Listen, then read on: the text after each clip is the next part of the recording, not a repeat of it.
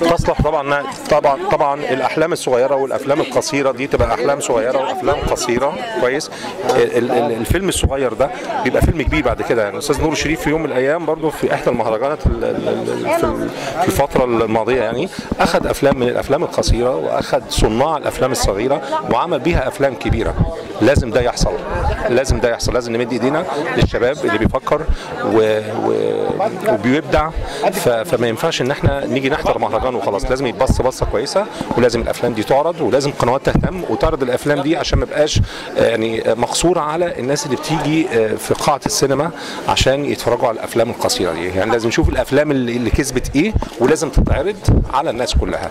فهنا تبقى ايه المساله اكبر بكتير، انا اشوف وغيري يشوف، فالافلام يبقى ليها صدى كبير. بعد كده في بقى هنا منتجين وفنانين كبار يقدروا ياخدوا الافلام دي والافكار دي، يجيبوا صناع الافلام دي ويبداوا يعملوا منها فيلم روائي طويل.